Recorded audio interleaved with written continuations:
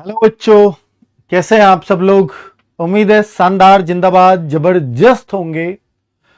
बच्चों बहुत दिनों बाद अगर मैं बोलूं एसएससी जीडी की हिंदी में वापसी हो रही है। मैंने अगर कहूं कि यूपी कांस्टेबल में पिछली बार अभी जो 2-3 महीने पहले कराया था एक जीत सीरीज, वहां 30 क्लासेस ली थी और 30 क्लासेस से बच्चों का ये कॉन्फिडेंस आया था कि वो 37 में से 37 हिंदी कर सकते हैं और वो कर पाए। बहुत सारे बच्चे कर पाए और एज इट इज आप देखेंगे कि जो 30 क्लास ली एज इट इज क्वेश्चंस मिले। जीडी में फंसाना यूपी कांस्टेबल के हिसाब उससे बहुत आसान है, बहुत आसान। जीडी उसके मुकाबले आधी भी हिंदी नहीं है, एक चौथाई हिंदी भी नहीं है सच पूछिए तो।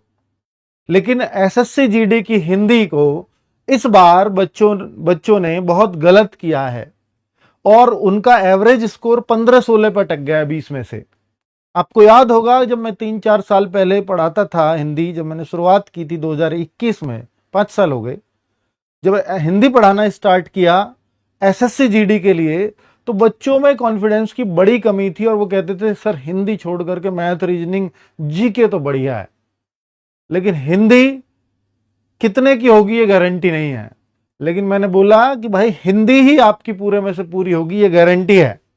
और चाहे आप हिंदी भाषी स्टेट से भी हो या ना हो, इससे फर्क नहीं पड़ता।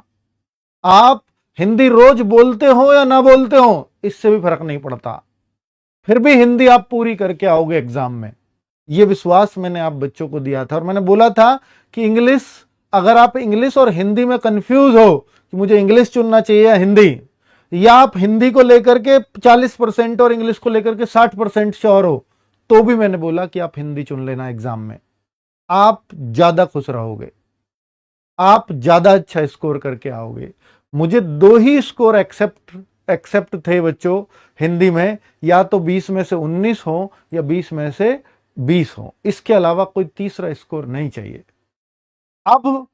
अब जब अग्निवीर जैसी कंडीशन 50% की अप्लाई हो जाती है, तो उस टाइम फिर और जरूरत हो जाती है कि हम अपना पेपर और बेहतर करें, ताकि जो 50,000 वैकेंसीज हैं वो 30-35 हजार ही मानी जाएंगी अब 30-35 क्यों कह रहा हूं, 25 क्यों नहीं कह रहा, उसका कारण है क्योंकि अभी एक्स सर्विसमैन का जो कोटा आएगा उसमें एक्स सर्विसमैन का भी रहेगा, जो अग्निवीरों का कोटा 50% रहेगा, उसमें ही एक्स सर्विसमैन को रखेंगे।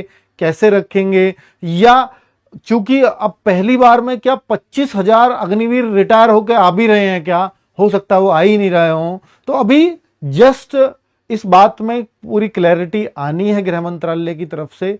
तो अभी हम ये मान सकते हैं कि 50,000 वैकेंसी भैया 30-35 तो हो ही गई हैं। पर इस हिसाब से कोई भी बच्चा तैयारी नहीं करता कि 50,000 आएंगी तो मैं लगूंगा और 35,000 वैकेंसी आएंगी तो मैं नहीं लगूंगा। ऐसा मानते हो क्या? नहीं मानते। ठीक है, तो अभी आपको अपने हौसलों को थोड़ा और ऊर्जा देनी है, ताकि आप ये श्योर हो सकें कि भाई मैं इस बार सिलेक्शन लेकर के ही रहूंगा। मेरा हौसला पहले भी उतना ही बढ़ा हुआ था, मेरा हौसला आज भी उतना ही बढ़ा हुआ है। बहुत सारे बच्चे इस तरफ से मूव आउट कर जाएंगे। मैंने मान लिया कि पहले 50 लाख फॉर्म होते थे, अब 35 लाख फॉर्म आएंगे, ये पक्का है। पर ये जो 15 लाख बच्चे बाहर होंगे, ये भीड़ ही बाहर होगी। ये वो बाहर होंगे जिनका कभी नंबर नहीं आना था, जिनको नंबर की उम्मीद थी, वो आज भी अंदर रहेंगे, उनको आज भी वैसी ही उम्मीद रहेगी। ठीक है, चलिए अब हम शुरू करते हैं आज के हिंदी के पहले प्रैक्टिस सेट को। और मैं 40 प्रैक्टिस सेट लेकर के आया हूं और आज पहला करवा रहा हूं। 40 ये क्लास भी होंगी, प्रैक्टिस सेट भी होगा।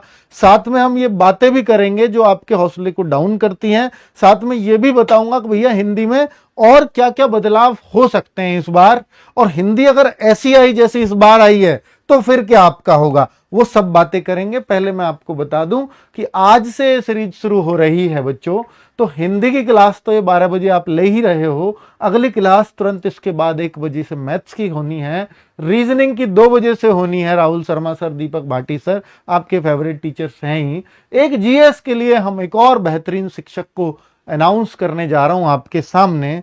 तो ये जो सर है ना, इनका नाम है विकास मिश्रा सर। शायद मुझे आज नाम बताना पड़ रहा है, पर कुछ समय के बाद आप इनके नाम से डिमांड करोगे, ये मेरी गारंटी है। क्योंकि जिस तरह से जीएस पढ़ाते हैं वो जबरदस्त तरीका है, जबरदस्त। चलो अब मैं शुरुआत करता हूं बच्चों आपको कुछ चीजें बताने की। देखिए इस बार जो हिंदी को हम बाइफरकेट करें, पूरा तोड़ें, तो कितनी शिफ्ट हुई? 59 शिफ्ट हुई बच्चों। 59 शिफ्टों में 1180 प्रश्न आएंगे हिंदी के, 20-20 प्रश्न हर शिफ्ट में। तो जो पहली, जो बच्चों देखो सबसे ज्यादा जो आया वो आया सर्विस टर्मिनोलॉजी कहेंगे इसको, प्रशासनिक शब्दावली। ये पुलिस शब्दावली है क्या? मैं कहूंगा प्रशासनिक शब्दावली है ये पुलिस शब्दावली नहीं है, प्रशासन के शब्द थे। क्योंकि आप जब नौकरी चाहे सीआईएसएफ में करें चाहे सीआरपीएफ में करें, तो ये जो नौकरी होती है बच्चों, ये प्रशासन के अंडर करे जाने वाली नौकरी है। तो जब प्रशासन के अंडर आप रहोगे तो आपको वहां की टर्मिनोलॉजी, वहां की शब्दावली भी आनी चाहिए।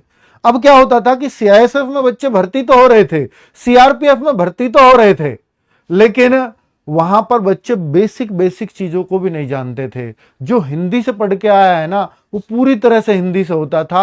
वो लॉ शब्द भी उन्होंने बोल दिया तो लॉ शब्द को भी नहीं पहचान पाते थे, लॉ किस बात के लिए कह रहे हैं। तो उनको परेशानी होती थी इस पे। उन्होंने सोचा कि यार हिंदी हम इतनी पूछते हैं, तो हिंदी तो इनके किसी काम में आती भी नहीं है वैसी। मान लीजिए पर्यायवाची पूछने लगे, विलोम शब्द पूछने लगे, कहीं सर्विस में काम नहीं आती।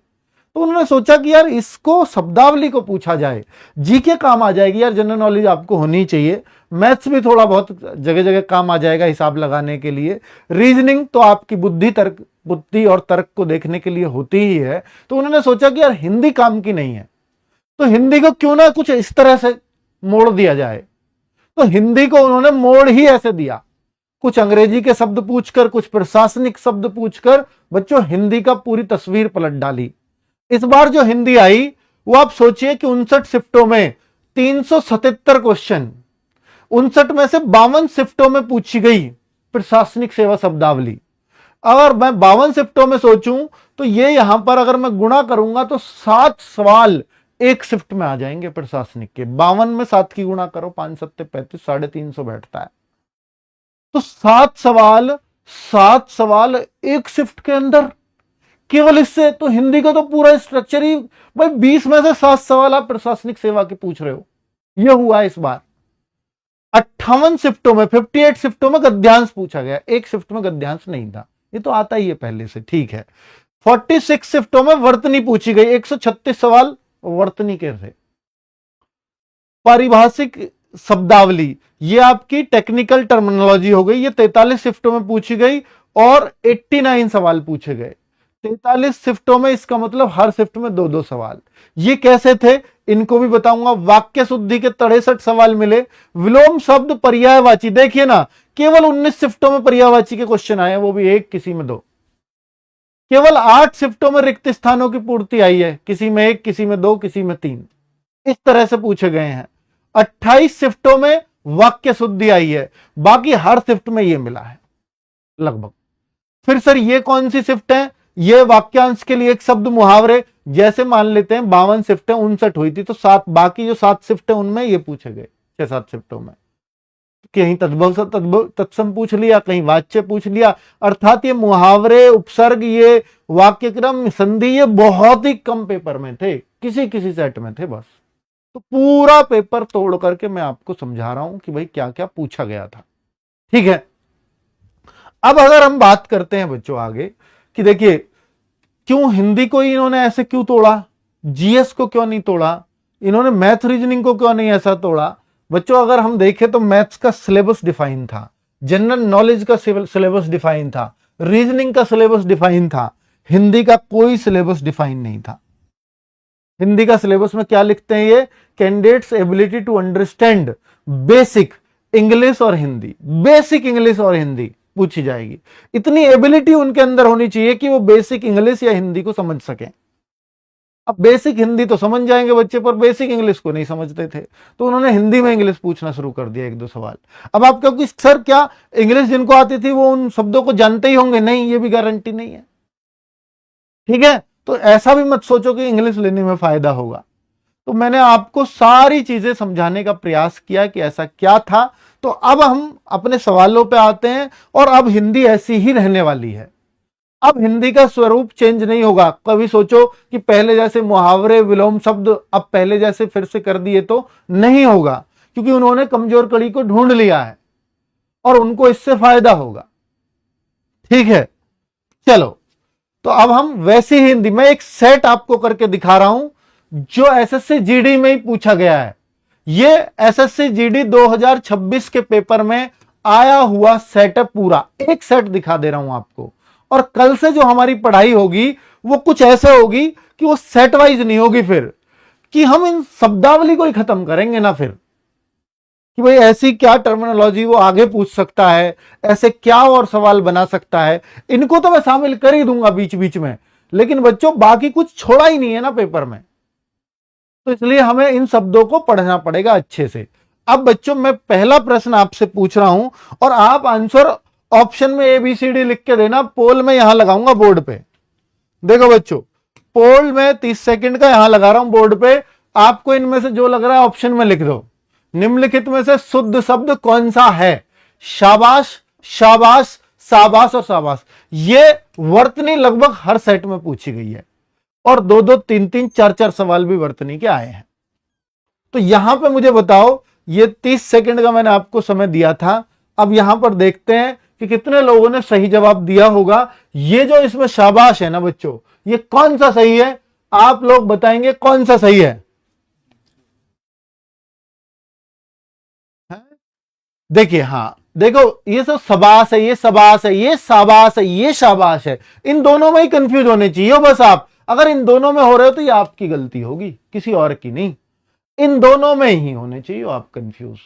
तो ये शाबाश अजीब सही लग रहा है, ये वाला शाबाश फिर भी सही लग रहा है। तो ये डी ऑप्शन इज करेक्ट। मैं आपका रिजल्ट दिखा देता हूं कितने लोगों ने सही किया। ये आज ऐसा लगा के हमने भी सर्च किया तो 293 बच्चों ने वोट किया है। क्या जो ऑप्शन लिखे थे ना आपने डी, ये उनको फेच करता है बस।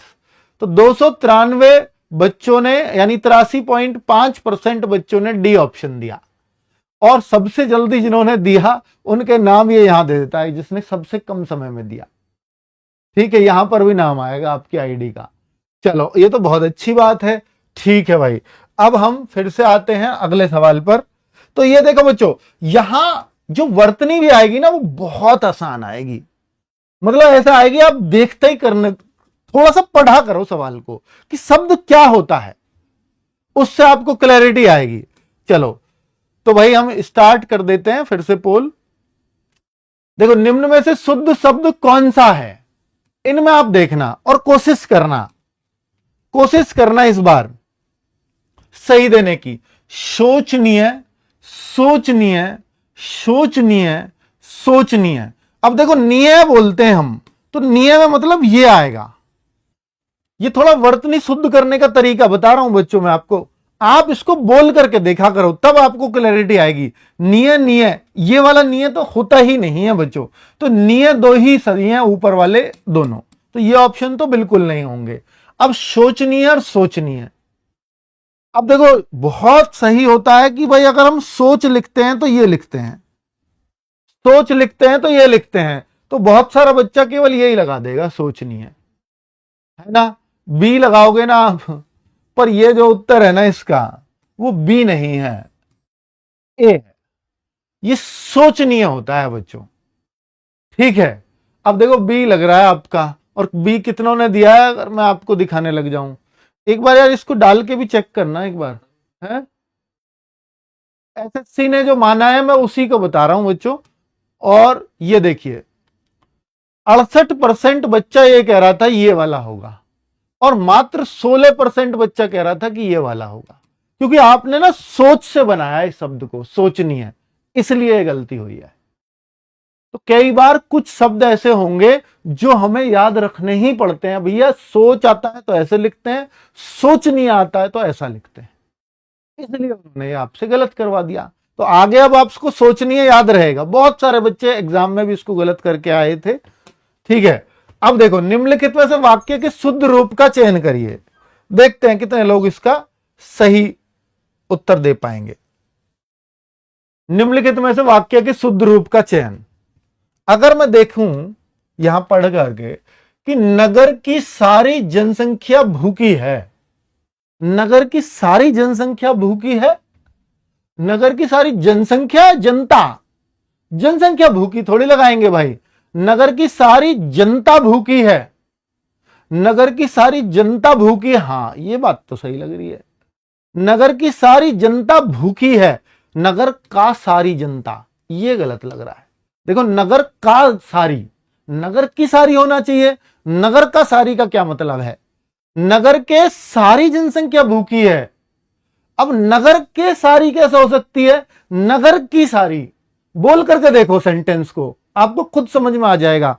नगर की सारी जनता भूखी है, जनसंख्या वर्ड जनसंख्या थोड़ी बोलेंगे, जनता ही तो बोलेंगे। तो नगर की सारी जनता भूखी है, तो बी ऑप्शन हमारा करेक्ट है। हम रिजल्ट भी देख लेते हैं। आप 79.6% बच्चों ने इस सवाल का सही उत्तर दिया है।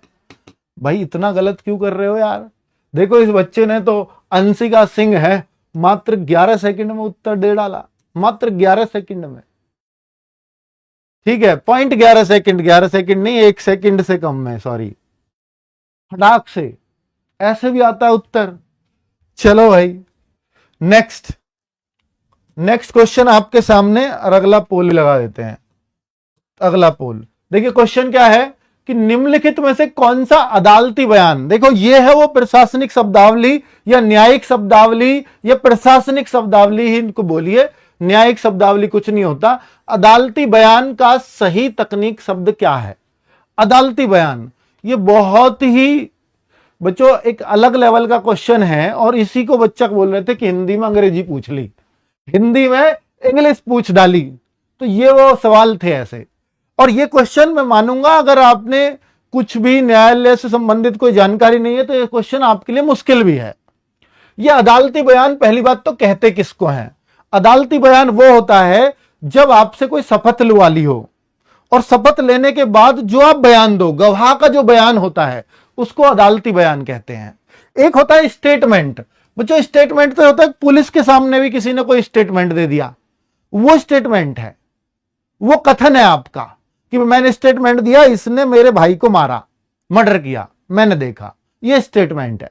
लेकिन अगर आपने वहां जाकर के गीता पे हाथ रख के कसम खाई है और फिर बोली जो कहूंगा सच कहूंगा, और फिर आपने बोल दिया, तो वो जो है वो अदालती बयान है। उस अदालती बयान को हम बोलते हैं डिपोजिशन। आपने सही पोजीशन दे दी उसको, है ना, तो डिपोजिशन, तो डिपोजिशन यानी ए ऑप्शन। और अगर मैं 100 रिजल्ट देखूं तो बहुत कम बच्चों का है, तो 17.7, क्योंकि अभी भी बच्चे स्टेटमेंट को ही कह रहे हैं। 71% बच्चा कहता है स्टेटमेंट बोलते हैं उसको, नहीं, स्टेटमेंट बोलते हैं अगर आपने कोई सामान्य वक्तव्य भी बोला है और पुलिस के सामने जाकर के गवाही दी है, अदालत में अगर गवाही दे दी तो डिपोजिशन कहलाएगी। क्लियर, दोनों में बहुत अंतर है और बहुत कम बच्चों ने इसका उत्तर सही किया है। तो और जिनकी ये शिफ्ट होगी उन्होंने भी गलत किया होगा इसको। चलो आगे आओ, नेक्स्ट क्वेश्चन, अगला सवाल। चलो भाई, सुरक्षा कर्मियों को किस दस्तावेज से छुट्टी मिलती है। ये देखो, मुझे ऐसा लगता है इस सवाल का आंसर सभी बच्चों को सही कर देना चाहिए, और इसको कोई भी सही करके आएगा एग्जाम में। सुरक्षा कर्मियों को किस दस्तावेज से छुट्टी मिलती है। नियुक्ति पत्र, सेवा प्रमाण, क्या नियुक्ति पत्र से छुट्टी मिल सकती है। यार देखो ना कैसे सवाल के ऑप्शन देता है, और ये केवल एसएससी जीडी में संभव है, और कहीं इतने आसान ऑप्शन नहीं मिलेंगे आपको। सेवा प्रमाण, सेवा प्रमाण होता है कि सर्विस का सर्टिफिकेट, जब एक्स सर्विसमैन रिटायर होकर आता है उसको सर्टिफिकेट जो मिलता है वो है सेवा प्रमाण। नियुक्ति वो जब आपको ज्वाइनिंग लेटर मिलेगा वो नियुक्ति पत्र है।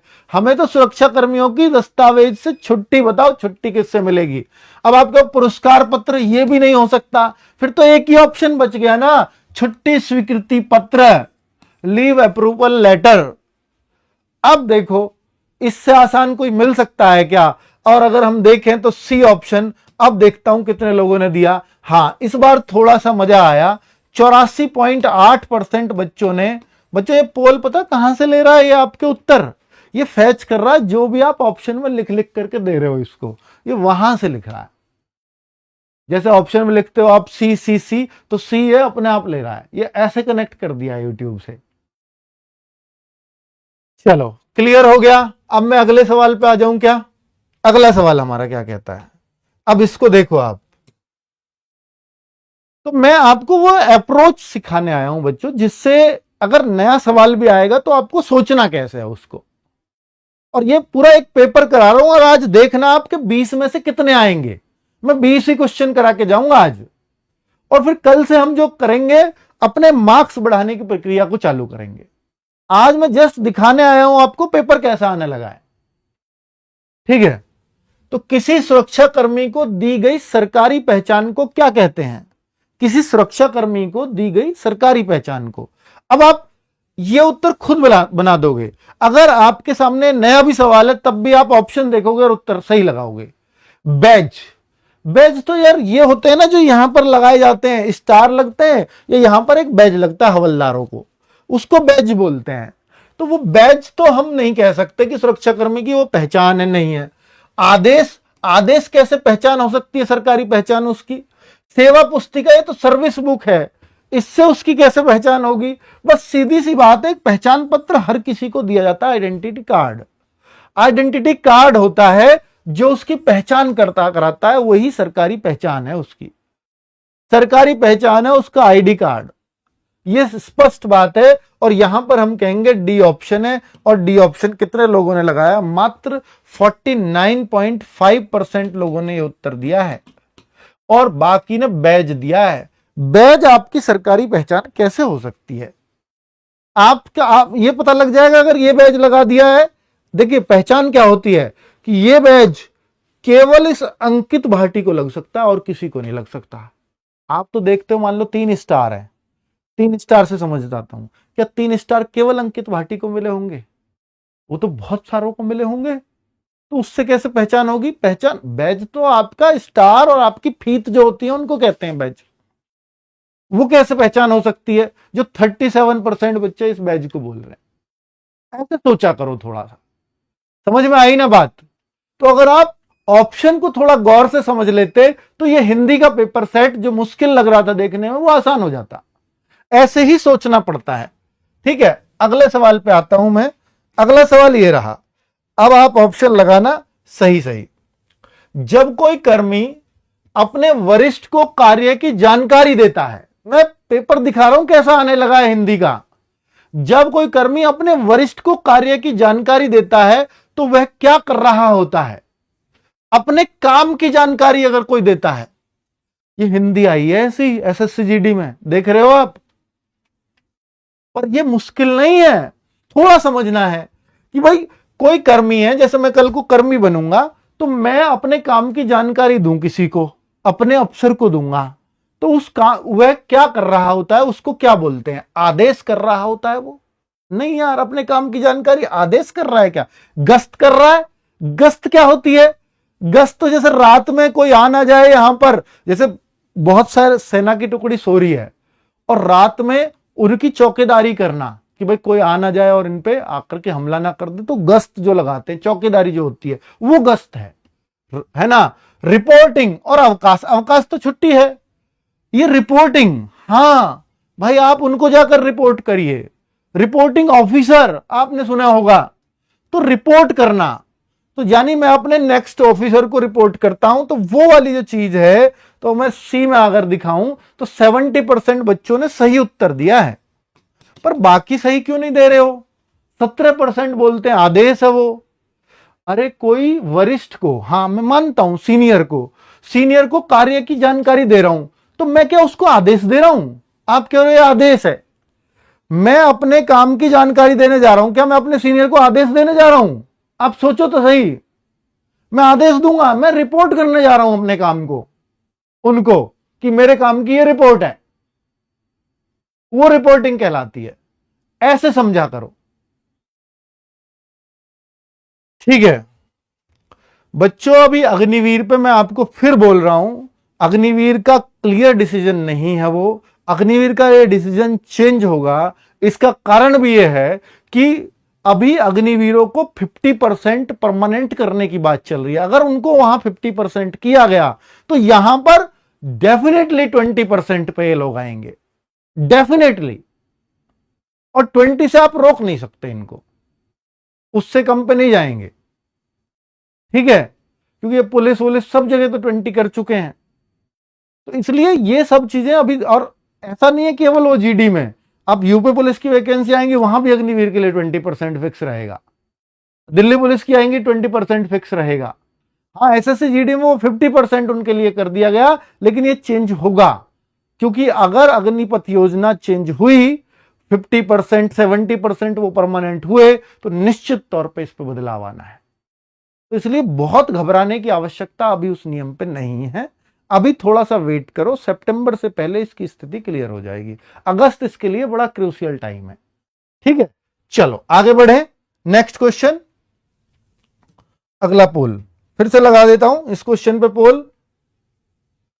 देखिए, सुरक्षा निर्देशों का पालन क्यों आवश्यक है? सुरक्षा निर्देशों का पालन क्यों आवश्यक है?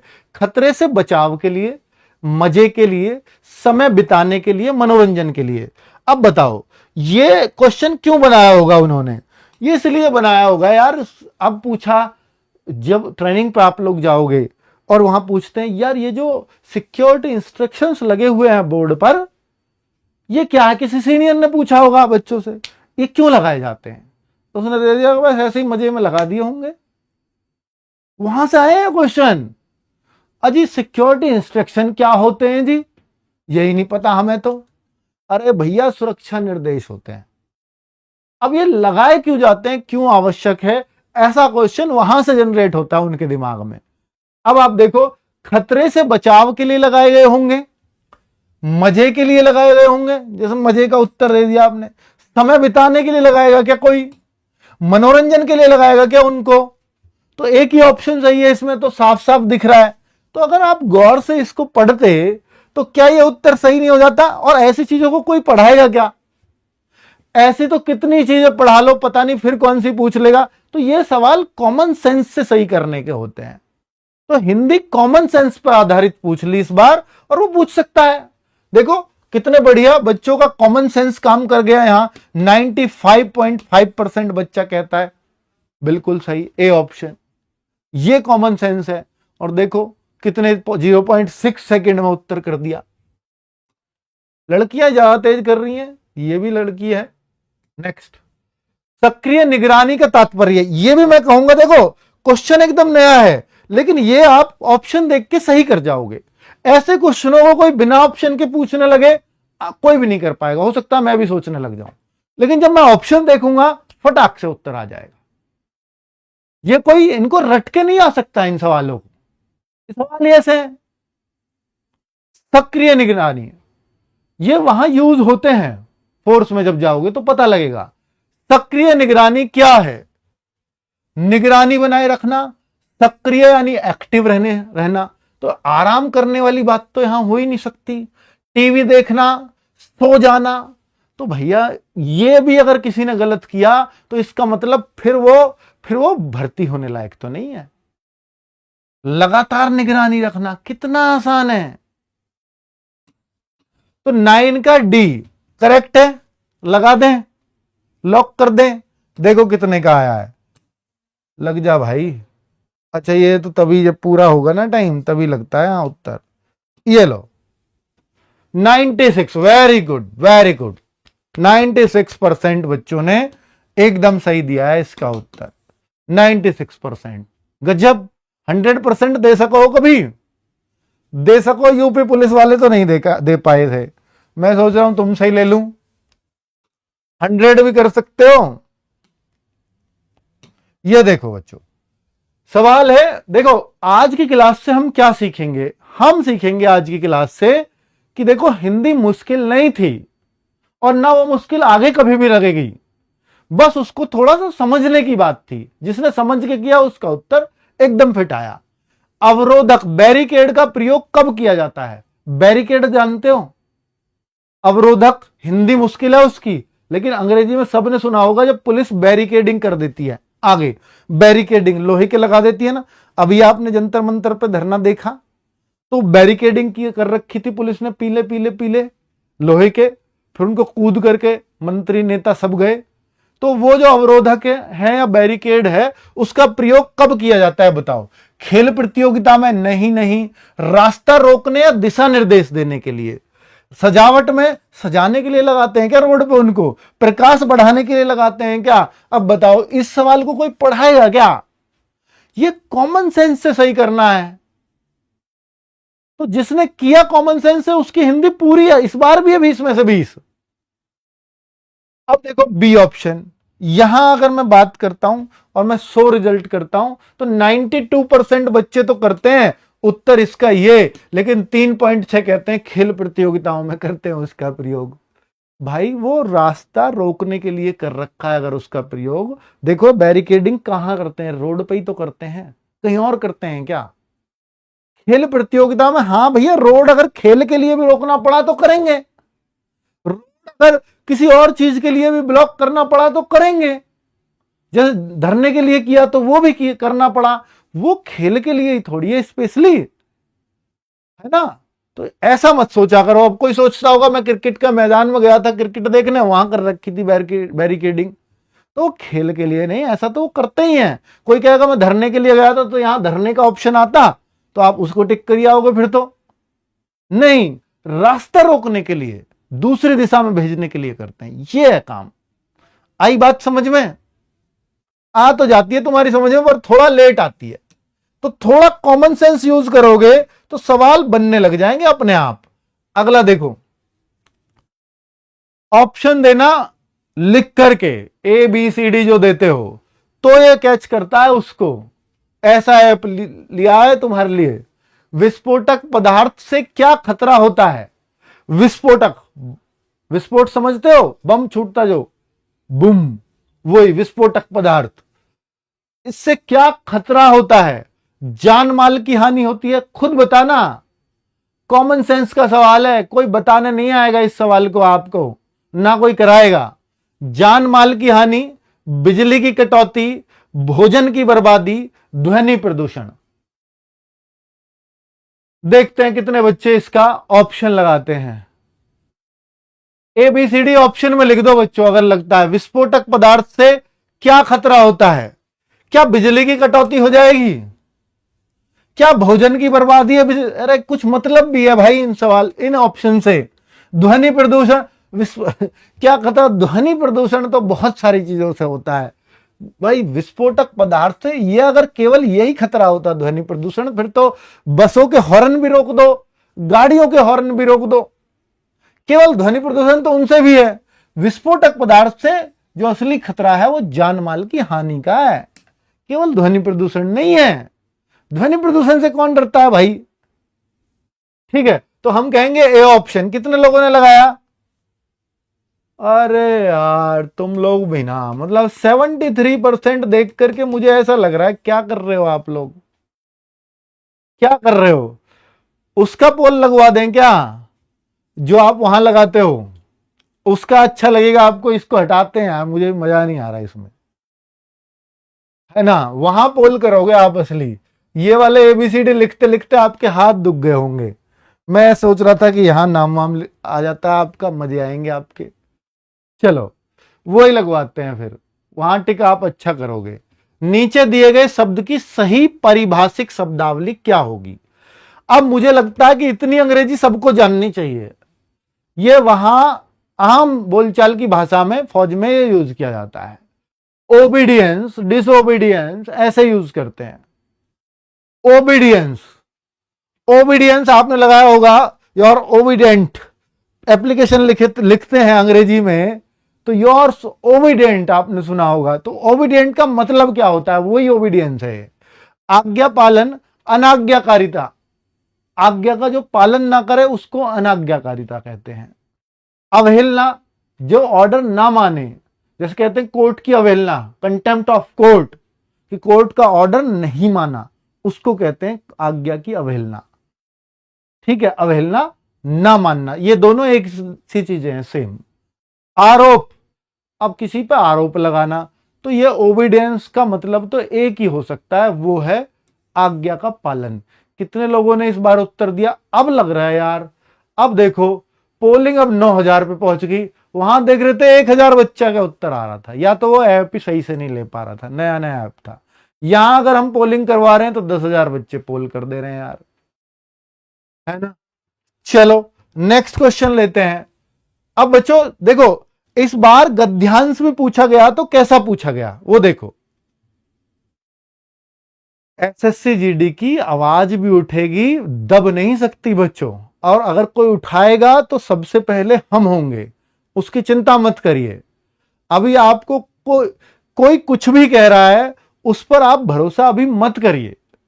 मैं आपको कह रहा हूं कि सही टाइम आएगा तो वो उठेगी, और अगर मैं कुछ भी आपसे अब करवाऊंगा तो मैं आपके समय की बर्बादी कर रहा हूं, मैं निश्चित तौर पे कह रहा हूं, क्योंकि अभी कुछ भी नहीं हो सकता, अभी कुछ भी नहीं हो सकता। क्योंकि आप सोचो ना, आरपीएफ में तो प्रूफ भी था कि यार इतने सारे बच्चे हैं, जो पिछली बार आपने 165 से हाइट करके 170 कर दी, कुछ हुआ? कुछ भी नहीं माना। आप एसएससीजीडी में सोचो कि जिसका अभी वो सिर्फ अपनी प्रक्रिया में है, क्योंकि सेम आरपीएफ का केस था, अभी वो प्रक्रिया में था, खूब उठाया मुद्दा, खूब ट्विटर कैंपेन चलवाए, कोर्ट केस लड़ रहा हूं उसके लिए। पर कोर्ट में भी हमारे पास वहां तो फिर भी था कि यार 165, अब तक तुम्हारी फोर्स में 165 हाइट चलती थी और अब 170 कर दी, ऐसा क्या मजबूरियां आ गई? अब वो 165 वाला बच्चा कैसे तैयारी कर पाएगा? पहले आपको 165 की हाइट की जरूरत थी, अब 170 की कैसे जरूरत हो जाएगी? आप एज कैसे घटा सकते हो? पहले कम एज। तो वो वाली केस में भी जज साहब बहुत इंटरेस्ट नहीं दिखा रहे हैं उसमें। सोचो इसको लेकर के भी जाएं तो इसमें आपको लगता है कुछ भी इंटरेस्ट दिखाएंगे? अभी तो पता ही नहीं है कौन सी पार्टी इफेक्ट हो रही है, एक्चुअली में आया भी है वो कानून, नहीं आया है, इंप्लीमेंट हुआ है नहीं हुआ है, तो वो सारी चीजें अभी बहुत दूर की चीजें हैं, वो बहुत लंबी लड़ाई है, उस पर उठेगी आवाज, निश्चिंत रहिए आप। एसएससी पर अगर जहां जरूरत होगी वहां चीजें होंगी, लेकिन मैं फालतू में आपका टाइम बर्बाद नहीं करूंगा, और उससे फिर आपको एक झूठी आस भी हो जाती है कि हां कुछ होगा। बस दैट्स इट। ठीक है, इतना ही बताऊंगा। चलिए बच्चों, अभी फिलहाल आप ये सोच करके तैयारी करिए कि ठीक है 50,000 वैकेंसी। अब देखो, जब अग्निवीर को इसमें शामिल किया जाएगा तो निश्चित तौर पर वैकेंसी बढ़ करके आएंगी, निश्चित तौर पे, क्योंकि उनको यह भी दिखाना है कि उन बच्चों को भी नहीं छेड़ना है हमें, जो ओपन भर्ती से देखते हैं उनको भी नाराज नहीं करना है। तो इस बार वो हो सकता है कि 60-70 हजार वैकेंसीज लेकर के चलें शुरुआत में, तो कुछ को अग्निवीर को दे दें और फिर बोले कि देखो अग्निवीर की वैकेंसी और ये भी हमने दोनों में इंपैक्ट नहीं किया। आने वाले सालों में क्या इंपैक्ट होगा नहीं पता, लेकिन पहली बार में वो प्रयास ये करेंगे अगर ऐसा किया भी तो। ठीक है, तो मैं तो फिर भी कह रहा हूं भैया 50 आई तो आप 35 मान के चलिए, आप 35 के हिसाब से तैयारी करिए ना, तो वो आपको करना पड़ेगा। आंतरिक सुरक्षा में सूचना का वर्गीकरण अत्यंत आवश्यक होता है। देखिए यह है गद्यांश, और गद्यांश से फटाफट, आंतरिक सुरक्षा में सूचना का वर्गीकरण अत्यंत आवश्यक होता है। सभी सूचनाएं समान महत्व की नहीं होती, सभी सूचनाएं समान महत्व की नहीं होती। आंतरिक सुरक्षा, देखो फिर से समझने की कोशिश करो, गद्यांश का अर्थ समझने की कोशिश किया करो कि मुझे बार बार ना पढ़ना पड़े। वो फिर पढ़ता हूं, आंतरिक सुरक्षा, आप इंटरनल सिक्योरिटी में सूचना का वर्गीकरण, सूचना का वर्गीकरण मतलब वो विस्तार अत्यंत आवश्यक है कि सूचना आई, आंतरिक सुरक्षा में आई सूचना कि भाई वहां से आतंकवादी घुसने वाले हैं। अब ये देख रहे हैं कि फॉल्स थ्रेट है, रियल थ्रेट है, इस पे हमें कितना जोर देना चाहिए, कितना फोर्स लगा देना चाहिए, वरना ऐसा कोई वैसे भी लिख के मजाक भी कर सकता है। तो वैसी चीज के लिए तो अब बता रहा है कि सभी सूचनाओं का समान महत्व की नहीं होती, कुछ सूचनाएं छोड़ देनी भी पड़ती हैं, सब समान महत्व की नहीं होती, इसलिए उनकी प्रकृति और विश्वसनीयता के आधार पर अलग अलग स्तर पर तय किए जाने चाहिए, तय किए जाते हैं, अलग अलग तय किए जाते हैं कि भैया इसकी विश्वसनीयता कितनी है, इसकी प्रकृति क्या है। प्रकृति मतलब थ्रेट लोगों की जान को है, या ऐसा है कि मैं उस जगह को कब्जा करना चाहता हूं, तो फिर वो थोड़ी सी कम प्रकृति की हो जाएगी, लोगों की जान की थ्रेट थोड़ी हाई सिक्योरिटी की हो जाएगी। तो वैसा उसको बाइफरकेट करते हैं, सूचना को वर्गीकरण करते हैं ऐसे कि प्रकृति क्या है और विश्वसनीयता क्या है, कि कौन इसको दे रहा है, कि किसी वैसे की राह चलता कोई पागल आदमी तो नहीं है जिसने ये लिख करके लेटर डाल दिया कि भैया ये ऐसे इंटरनल सिक्योरिटी टाइट कर लो, वो आ रहे हैं, है ना। विश्वसनीयता के आधार पर अलग अलग स्तर तय किए जाते हैं। इससे निर्णय प्रक्रिया, जो डिसीजन मेकिंग होगी आगे कि हाँ भाई ऐसी सूचना आई है, अब इस पर डिसीजन क्या लेना है, तो निर्णय प्रक्रिया अधिक व्यवस्थित बनती है। अगर इस सूचना को देख लिया जाए कौन दे रहा है, क्या उसके खतरे हैं, उन सब का जब अंदाजा लगाया जाता है तब एक निर्णय सही लिया जाता है। समझ में आई? ये पूरा गद्यांश ये है। गद्यांश 3 लाइन का, लेकिन थोड़ा समझने वाला है। सूचना का वर्गीकरण क्यों आवश्यक बताया गया है, अब आप खुद सोचना।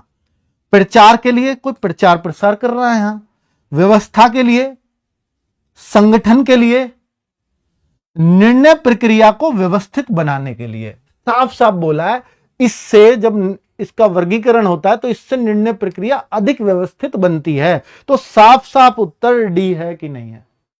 मात्र 61% बच्चों ने दिया है ये, मात्र 61। 16% तो कह रहे हैं प्रचार के लिए। क्या प्रचार है भैया ये? थोड़ा सोचा तो करो, कैसे लगाओगे ऐसे उत्तर, गड़बड़ हो जाएगी आपके लिए। अब देखो ये सेम पैराग्राफ है, इस पे 5 प्रश्न आए हैं। अब अगला प्रश्न, सूचनाओं को किन आधारों पर वर्गीकृत किया जाता है? किन आधारों पर वर्गीकृत? उनकी मात्रा और आकार के आधार पर? मात्रा के आधार पर है क्या सूचना का वर्गीकरण? प्रकृति और विश्वसनीयता के आधार पर यह है नहीं क्या? खुद देखो, अत्यंत सभी सूचनाएं समान महत्व की नहीं होती, इसलिए उनकी प्रकृति और विश्वसनीयता के आधार पर अलग अलग स्तर तय किए जाते हैं। उनका वर्गीकरण इन दोनों चीजों के आधार पर होता है सूचना का, कि सूचना किस प्रकृति की है। तो भाई 85% बच्चों ने सही उत्तर दिया है। पर आप, ये गद्यांश आसान भी है, समझने वाला भी है, और आपकी सोच को थोड़ा विकसित भी करता है। और ये भी अगर गलत करोगे तो गड़बड़ हो जाएगी। ऐसे ही तो गद्यांश आते हैं वहां, ये आया हुआ ही है, 2026 का पेपर ही तो करा रहा हूं। सभी सूचनाएं कैसी नहीं होती? सभी सूचनाएं कैसी की नहीं होती बताओ? साफ साफ बोला है इसने, सभी सूचनाएं समान महत्व की नहीं होती। समान महत्व की नहीं होती। कितना आसान प्रश्न है, एकदम सीधा सीधा उत्तर लगा दो यार। अब यहां भी कोई बी बोलेगा, देखो साफ लिखा है सभी सूचनाएं समान महत्व की नहीं होती, तो इसमें क्या और उत्तर चाहिए आपको? चलो नेक्स्ट, वर्गीकरण से निर्णय प्रक्रिया कैसे बनती? देखिए पैराग्राफ वही है सेम, अब उस पर ही 5 प्रश्न बनाता है ना, वो है ये। वर्गीकरण से निर्णय प्रक्रिया कैसे बनती है? जब हम वर्गीकरण करते हैं कि भैया ये क्या इसकी प्रकृति है, क्या इसका नेचर है, किनको ये मारने वाली सूचना है, या ये लोगों को हानि नहीं पहुंचाएगी, या पशुओं को हानि पहुंचाएगी, या ये पानी को हानि पहुंचाएगी, या पेड़ों को हानि पहुंचाएगी, तो वो वाली सब चीज, तो उसको कहते हैं वर्गीकरण, है ना, कि भाई प्रकृति। और फिर उसकी विश्वसनीयता क्या है, किस आदमी के थ्रू ये सूचना आई है, तो वो देखा जाता है। हमारी आईबी या इंटेलिजेंस जो होती है वो इस चीज पे तो अंदाजा लगाती है कि हाँ पुख्ता है सूचना। विश्वसनीयता, वो किससे आया है, मान लीजिए कोई हमारा एजेंट है पाकिस्तान में, उसने ये सूचना दी है, तो हम कहेंगे कि हाँ यार फिर तो पक्की है ना। तो विश्वसनीयता उसके आधार पर लगाई जाती है, पर अलग अलग स्तर तय किए जाते हैं, इससे निर्णय प्रक्रिया। अब वर्गीकरण से निर्णय प्रक्रिया कैसे बनती है? जटिल बनती है, धीमी बनती है, कठोर बनती है, व्यवस्थित बनती है। तो यहां धीमी, कठोर, जटिल की बात ही नहीं हो रही, यहां तो व्यवस्थित की बात हुई थी। निर्णय प्रक्रिया अधिक व्यवस्थित बनती है। साफ साफ उत्तर है, साफ साफ। गद्यांश भी कितना आसान है। देखो यह गद्यांश किस दृष्टिकोण को दर्शाता है? कौन से दृष्टिकोण को दर्शा रहा है ये गद्यांश? सूचना प्रबंधन दृष्टिकोण या दंडात्मक दृष्टिकोण? मैं बच्चों आपको एश्योर करता हूं कि अगर मैं हिंदी पढ़ाऊंगा आपको एक भी क्वेश्चन मुश्किल नहीं लगेगा। मैं कोई सा सेट उठा लूं, आज आपको लग रहा होगा कि इतना आसान है, पर ये इसलिए लग रहा है क्योंकि आप मेरे साथ पढ़ रहे हो और समझ पा रहे हो। अगर आप ऐसे ही समझ के पेपर में करो तो निश्चित तौर पे सब आसान लगेगा, आप कहो सर अब तो बहुत टाइम से पढ़ रहे हैं, हम इसको बहुत समय दे के पढ़ रहे हैं, 1 घंटे में कर रहे हैं। नहीं भाई, मैं तो एक सवाल पे लेने में 1 ही मिनट ले रहा हूं, मैं तो बाकी समझा रहा हूं। ठीक है, तो यह गद्यांश किस दृष्टिकोण को दर्शाता है? सूचना प्रबंधन दृष्टिकोण। किस दृष्टिकोण? दंडात्मक दृष्टिकोण, दंड की कोई बात हुई है? प्रतिक्रियात्मक प्रतिक्रिया हुई है कोई? भैया ये जो ध्यान से पूरा ही सूचना प्रबंधन दृष्टिकोण पर है, साफ साफ है ये तो। सूचना प्रबंधन, सूचना किस तरह की है, कैसी है, वैसा टाइप का है, तो इसमें तो कुछ और की बात ही नहीं है। चलो तो पांचों प्रश्न देखे, पांचों आसान बने। ये मुश्किल पैराग्राफ में से एक था जो पिछली बार ये जो आए, और उन पांचों में से भी आपने देख लिया 5 के 5 कितने आसान थे। अब यहां देखते हैं, थाने में शिकायत दर्ज कराने की प्रक्रिया क्या कहलाती है? थाने में शिकायत दर्ज अगर हम करवाएं तो उस प्रक्रिया को क्या कहते हैं? सूचना देना, रिपोर्टिंग, पंजीकरण या अभिलेखन। थाने में शिकायत दर्ज कराने की प्रक्रिया सूचना देना कहलाएगी, रिपोर्टिंग कहलाएगी, पंजीकरण कहलाएगी, अभिलेखन। यह बहुत मुश्किल हो सकता है कुछ बच्चों के लिए, क्योंकि ये थाने से संबंधित पुलिस शब्दावली आ गई। तो देखो, जब हम इसको ऐसे सोचते हैं बच्चों, कि जब हम थाने में शिकायत दर्ज कराने जाते हैं तो हम उसको रिपोर्टिंग कहते नहीं। रिपोर्टिंग आप ध्यान करो, अभी बताया था, रिपोर्टिंग पुलिस की भाषा में या किसी की में भी अपने बड़े अफसर, जब हम वर्दी पहन लेते हैं तो अपने से सीनियर अफसर को जो हम अपने काम के बारे में बताते हैं उसको रिपोर्टिंग कहते हैं। तो ये नहीं है। अब आप बताओ, रिपोर्टिंग नहीं है। रिपोर्टिंग क्या होती है? फिर बता रहा हूं, अपना अफसर है, उसको हमें अपने काम के बारे में, आज मैंने जो है ये किया साहब, वो रिपोर्टिंग है। तो ये नहीं हो सकता। सूचना देना होगा क्या? वो थाने में शिकायत दर्ज कराना क्या सूचना देना है? थाने में रिपोर्ट या थाने में शिकायत रजिस्टर हुई या नहीं हुई, रजिस्टर बोलते हैं कि नहीं। थाने में शिकायत रजिस्टर करवाओ, सबसे पहले प्राथमिकी रजिस्टर करवाओ। एफआईआर भी है, एफआईआर रजिस्टर हो गई या नहीं, बोलते हैं कि नहीं। रजिस्टर की हिंदी क्या होती है बताओ, रजिस्टर की हिंदी बता दो कोई। थाने में शिकायत रजिस्टर करवाओ, रजिस्टर की हिंदी बताओ। सर पंजीकरण, पंजीकरण ये है। अब बताओ, एकदम अनएक्सपेक्टेड, मात्र 14% बच्चे बता रहे थे, वो भी तुक्के से। ये लो, कर दिया ना एकदम बेड़ा गर्क। पर आपने ऐसे सोचना था, शिकायत दर्ज, दर्ज मतलब रजिस्टर, रजिस्टर मतलब पंजीकरण। ये होता है सोचना। समझ में आई बात? चलो नेक्स्ट, पुलिस द्वारा तैयार किया गया सुरक्षा दस्तावेज क्या कहलाता है? सिक्योरिटी जो डॉक्यूमेंट है उसको क्या कहते हैं? अगर पुलिस ने वो तैयार किया है तो, जब पुलिस तैयार करती है तो इसका मतलब क्या होगा? इसका मतलब होगा पुलिस किसी अपराधी का या किसी केस के बारे में, किसी एक केस के बारे में उसका लेखा जोखा तैयार करके दे देती है। भैया इस केस में क्या हुआ, फिर हम वहां जांच पे गए, जांच पे पाया कि वहां ये आदमी झूठ बोल रहा था, फिर उसके भतीजे आए, फिर उन्होंने ये बताया, फिर उन्होंने ये बताया। वो पूरा जो होता है उसको सुरक्षा दस्तावेज कहते हैं, सिक्योरिटी रिकॉर्ड। वो जो होती है तो उसको इसमें जो बोलते हैं उसको कहते हैं कि आपने एक रिपोर्ट तैयार की, सुरक्षा रिपोर्ट। ये सुरक्षा रिपोर्ट में आएगा। सुरक्षा पत्र क्या होता है मैं आपको समझाता हूं। सुरक्षा पत्र बच्चों ये होता है कि एक ऐसा डॉक्यूमेंट जिसपे उभरे हुए कुछ अक्षर लगा दे, जैसे नोट है, नोट में सुरक्षा डॉक्यूमेंट है ताकि वो किसी से कॉपी ना हो सके, ऐसा कोई डॉक्यूमेंट बना देना। उस पर कुछ उभरी हुई चीज है ना, ठीक है, नहीं हो गलत। तो सुरक्षा फाइल, सुरक्षा फाइल क्या होता है कि जो इस पूरे रिकॉर्ड को, यानी पूरे एक फाइल इस तरह की आई, ये केस है भाई, ये अपराधी है, फिर इसमें ये आया, फिर इसमें इसके एक और आ गए, फिर ये पूरा केस है, और इन सारे सबको बना करके एक फाइल तैयार कर दी जाती है। ये और बड़ी है इससे, ठीक है। सुरक्षा रिपोर्ट किसी एक व्यक्ति के बारे में हो गई। सुरक्षा अभिलेख क्या है? ये डॉक्यूमेंट है सिक्योरिटी का। और ये होता है जैसे पुलिस प्रशासनी में रोज के जो पुलिस के अंदर काम चल रहा है उसमें रोज नामचा एक होता है पुलिस के अंदर। अगर आप पुलिस होंगे तो उनसे पूछना रोज नामचा क्या होता है, कि तुम गए किसी अपराधी को पकड़ने, कौन सी गाड़ी लेकर के गए, किस टाइम निकले, कितने लोग तुम्हारे साथ गए, फिर तुम कितने बार अपराधी मिला या नहीं मिला, तुम वापस कब आए, तुम्हारे फिर यहां से रवानगी, तुम्हारी आमदगी, वो सब जो है सुरक्षा अभिलेख में दर्ज होता है। ये रखा रहता है थानों में। समझ में आई कि ये क्या मतलब है, ये क्या मतलब है, सुरक्षा पत्र क्या है? तो ये होती है सुरक्षा रिपोर्ट, जो पुलिस द्वारा तैयार किया गया कोई सुरक्षा दस्तावेज। एक सुरक्षा दस्तावेज को सुरक्षा रिपोर्ट, बहुत सारे दस्तावेज होंगे तो सुरक्षा फाइल के अंदर रख जाएंगे। समझ में आई बात? तो इस तरह से हम कहेंगे। तो यहां पर सुरक्षा रिपोर्ट इस क्वेश्चन का सही उत्तर होगा, जो एसएससी ने भी दिया था। एसएससी का चेक कर लेना, उसने ये दिया था, बाकी नेट पे इसके आपको अलग अलग उत्तर मिलेंगे। ठीक है, चलो नेक्स्ट।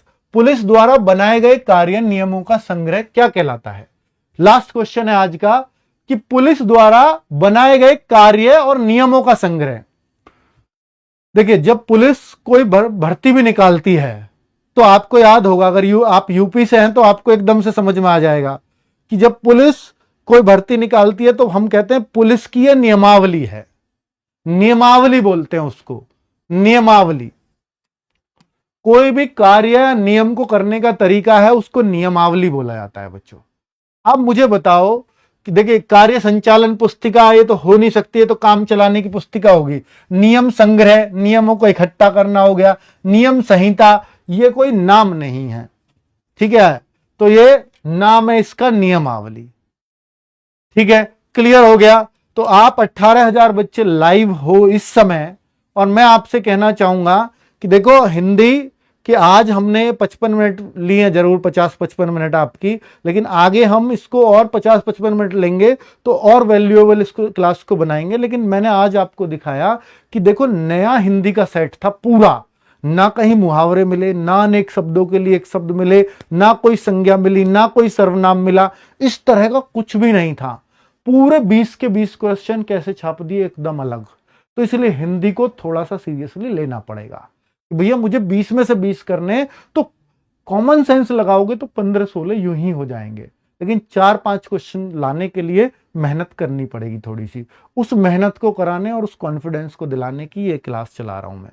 तो आप सब लोगों को, साथियों को, एक स्वर में रहना है कि हाँ, हम साथ हैं, हम लगातार इस क्लास को करेंगे। 40 दिन अगर आप ले गए तो फिर मुझे नहीं लगता कि आपको हिंदी पढ़ने की आवश्यकता पड़ेगी, सीधे एग्जाम में बैठ जाना भले ही। फिर बाकी 3 सब्जेक्ट पे फोकस कर लेना, हिंदी पे फोकस करने की आवश्यकता कभी नहीं पड़ेगी, इतना विश्वास दिलाता हूं। ठीक है, और यही मेरा उद्देश्य है। रोज 200 प्रश्न करो, ये 200 नहीं, मुझे देखिए 200 करके भी अगर डाउट में रहे मेरा होगा एग्जाम में नहीं, क्या फायदा है? मैं कहूंगा 20 करो भले ही, लेकिन उनको समझ के करो।